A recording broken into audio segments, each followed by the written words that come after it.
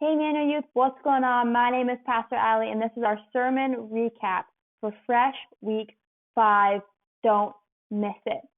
And a funny story from my own life when I missed something super important. See, I graduated this last spring, and because of COVID, my graduation ceremony had to be online. And Southeastern was so kind. They sent me this big box, and there was this big confetti cannon in it.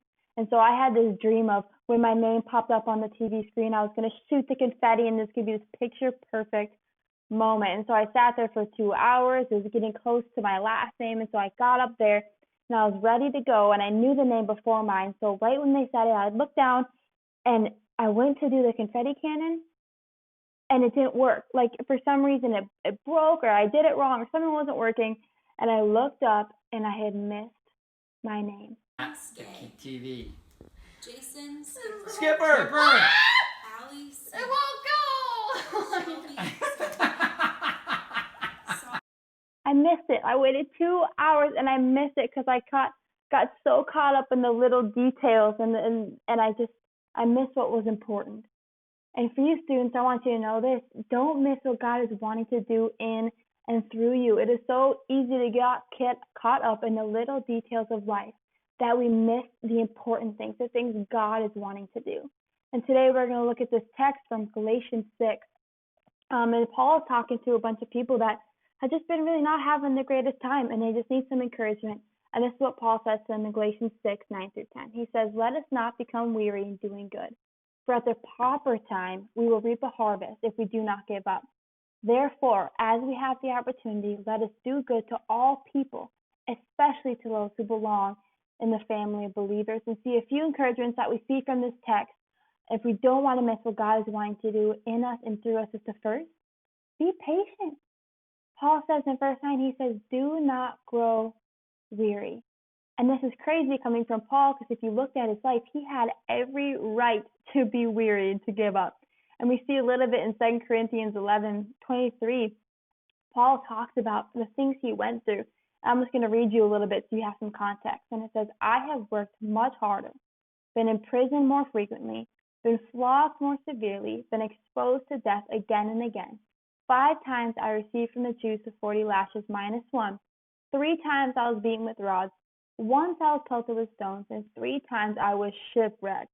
I spent a night and day on the open sea." That's wild. Paul went through it, and that was just the beginning of the list. And see, if I were Paul, I would have given up a long time ago. It would have been easy to quit. And when we walk through difficult circumstances or things that don't go away that we planned, it's really tempting to want to give up. But Paul reminds us that even when we feel tired of our circumstances, we should press on and be patient, for something good is ahead. Something good is coming. The text that says, at the proper time, we will reap a harvest. And this is so important because often our time and God's time don't really line up. We really want things instantly, or we want to put our prayer requests in a microwave and pop them out in 30 seconds. Like, that's the way we think. But see, God is the only one that can see the whole picture. And we have to trust that he knows best and that he's in control, that he's allowing us to walk through certain things and experience certain things for a reason and for a purpose.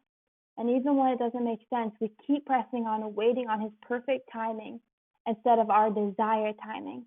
But in that space between, while we wait for God to move, Paul says that if good things will come, we will reap a harvest from our efforts if we don't give up. There's a big if.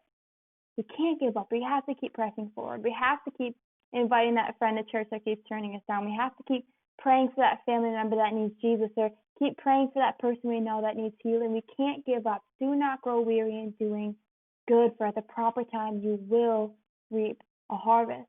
And oftentimes we can miss what God is wanting to do because we don't want to be patient and do things his way.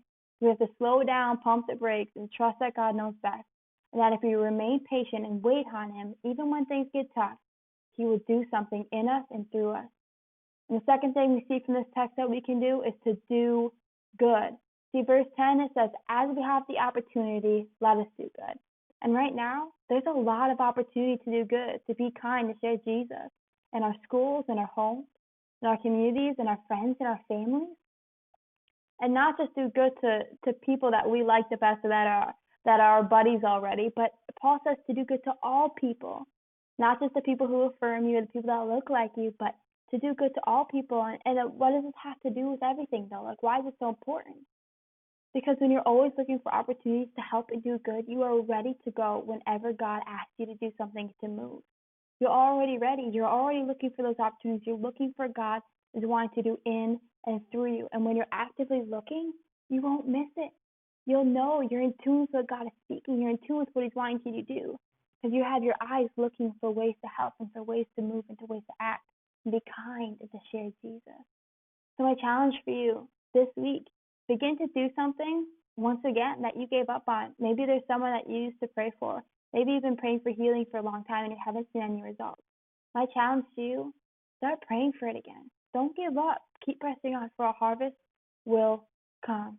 And do good this week. Help someone out. Text a friend. Check in on them. Ask them what they need prayer for. Just do something good to someone this week. So that's all I got. Thanks, guys.